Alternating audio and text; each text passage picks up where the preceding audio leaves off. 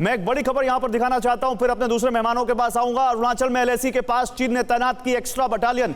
Western border पर भारत ने मुंहतोड़ जवाब दिया है, तो ईस्टर्न बॉर्डर पर चीन की चालबाजियां एक बार फिर सामने आ रही हैं।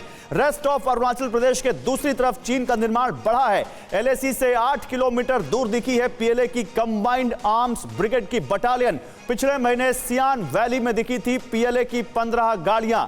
तो अरुणाचल प्रदेश के पास चीन की पीएलए दिखी है, जिसके बाद भारत ने भी अपनी तैयारियां तेज की हैं।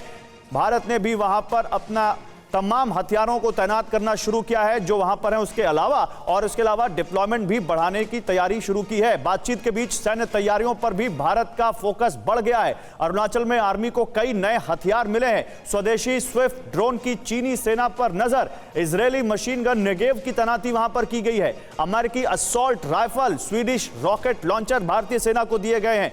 तो आइए आपको बताते हैं कि तनाव के बीच भारत कैसे अरुणाचल प्रदेश के आसपास भी तैयार है। और आइए आपको ये बताते हैं 16 दौर की बैठक के बाद निकला क्या है। ये देखिए आप, 16 दौर की बैठक हुई है। पहले दौर की बैठक 6 जून 2020 को हुई थी। आप समझिए, जब तनाव अपने चरम पर था और जब वो सर्दियों में भारत और चीन के सैनिक तमाम वहां हाड़ कपाती ठंड में उन माउंटेन टेरेन्स में आमने सामने थे। 16 दौर की बैठक में पहले बैठक जो हुई थी भारत की और चीन की, वो 6 जून 2020 को हुई थी। इसके बाद तमाम बैठकें हुई हैं। इसके बाद लगातार बैठकें होती रही। 22 जून 2020 को दूसरे दौर की बैठक होती है। 6 महीने लगभग हो जाते हैं जब एक बैठक से दूसरी बैठक के बीच वहां पर भारत और चीन बैठते हैं टेबल पर। 11 घंटे तक मीटिंग का दौर चलता है दूसरे दौर की बैठक में। 30 जून 2020 को भारत और चीन के बीच तीसरे दौर की बैठक होती है। पैगोन त्सो पर चर्चा होती है, लेकिन नतीजा नहीं निकला तीसरे दौर की बैठक के बाद। फिर 14 जुलाई 2020 को चौथे दौर की बैठक होती है। पैगोन त्सो और देपसान से डिसएंगेजमेंट की चर्चा होती है इस बैठक में, चौथे दौर की बैठक में। 2 अगस्त 2020 पैगोन त्सो पर चर्चा होती है। 5वें दौर की बैठक में कोई नतीजा नहीं निकलता, 5वें दौर की बैठक खत्म हो जाती है।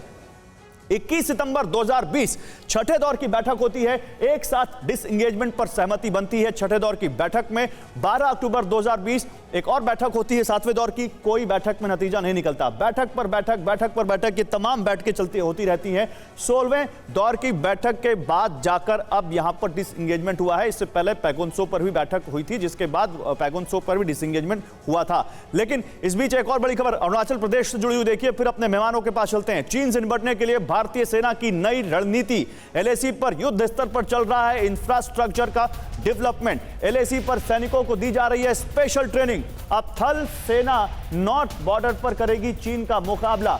उग्रवाद विरोधियों से निपटेगी असम राइफल्स। तो ये तमाम तैयारियां भारत ने करके दुनिया को यह तो बताया है कि भारत चीन से निपटने के लिए तैयार है। सुमित झा, आपको क्या लगता है, यहां पर ये जो भारत की तैयारियां इतनी मजबूत रही, इस वजह से नेगोशिएशन टेबल पर भारत चीन के साथ नेगोशिएशन कर पाया? निश्चित रूप से आप जो कह रहे हैं उसमें सच्चाई है कि भारत ने जिस तरीके से चीन के विरुद्ध अपनी नीति अपनाई, जिस तरीके से हमारे आर्म फोर्सेस ने वहाँ पे पोजीशन लिया, और उसका परिणाम दिख रहा है।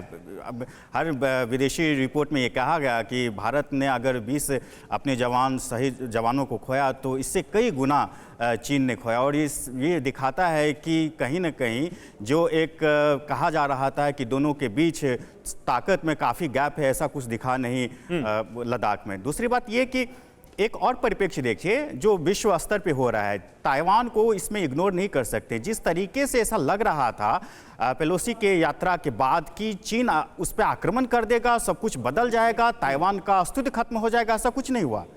ऐसा रहा है कि अमेरिका के प्रति लोगों में विश्वास बढ़ रहा है विश्व स्तर पर, और ये एक बड़ी बात है। इस बात से इनकार नहीं किया जा सकता, और कहीं ना कहीं ये कारण हो सकता है। और निश्चित रूप से भारत की जिस तरीके से विश्व स्तर पर उसकी स्थिति बदल रही है, जिस नज़रिए से लोग, दुनिया भर के लोग उसको देख रहे हैं कि भारत एक विश्व ताकत के रूप में ना उभरे, बस कि वो एक चीन के विरुद्ध बड़ी ताकत बने। और इन तमाम बातों के बीच चीन की जो ये नीति है कि जो PP-15 पे जो इंगेजमेंट की बात चली है, ये एक बहुत महत्वपूर्ण कारण है कि कहीं ना चीन अब चाह रहा है कि डिप्लोमेटिक तरीके से नहीं, लेकिन उसके बावजूद एक खबर यहां पर यह भी तो है, एक मुद्दा यह भी तो है जनरल सिवाज, कि ये जो टेम्परेरी जो वहां अपने बिल्डिंग्स हैं उनको तो वो तोड़ देगा, टेम्परेरी एस्टेब्लिशमेंट को तो हटा देगा। लेकिन चीन ने बीते कुछ सालों में, और उसमें मैं 2020 से लेकर अभी तक का समय भी जोड़ूंगा, काफी बड़ा इंफ्रास्ट्रक्चर तैयार किया है। पैगोंग से पर हम वो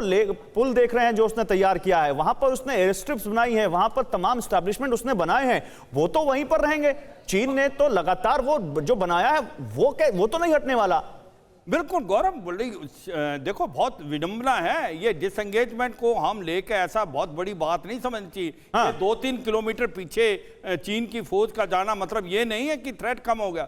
आप जब तक वहां से 60,000 डी इंडक्शन नहीं होगी वो थ्रेट रहेगी। दूसरी बात आप देखें लास्ट 2 साल में चीन ने किया क्या है, वहां पर अपना इंफ्रास्ट्रक्चर बढ़ा लिया है, वहां पर अपने एयरफील्ड की लंबाई बढ़ा दी है, वहां पर उन्होंने 2000 के करीब गांव बनाए हैं जो कि गांव नहीं है, डिफेंडेड लोकेलिटी है। वहां पर पंगैंगसो में उसने 2 ब्रिज बना लिए हैं जिससे वो टैंक और बस्तरबंद गाड़ियां नॉर्थ पंगैंगसो से साउथ पंगैंगसो ला सकते हैं। रूडोंग से जो 6 घंटे थे अब 2 घंटे में आ सकते हैं। तो मेरा मतलब यह है कि चीन तो लास्ट 2 साल में लड़ाई के लिए तैयारी करता जा रहा है। वो यही नहीं कि लद्दाख में, अरुणाचल प्रदेश में देखें क्या किया उसने। अरुणाचल प्रदेश के अंदर उसने हैवी वेपन लगा लिए हैं अपने लाइन ऑफ एक्चुअल कंट्रोल में, बिल्कुल सड़कें बना ली हैं, रेलवे लाइन बनाई, ब्रिजेस बनाए हैं, स्टोरिंग हाउस। तो मेरा मतलब यह है अगर आप देखें 2020 से लेके अब तक अगर हमने बहुत बढ़ावा किया है, मैं ये नहीं कहता कि भारत पीछे है, भारत ने भी बहुत बड़ा इंफ्रास्ट्रक्चर बनाया लद्दाख से अरुणाचल प्रदेश।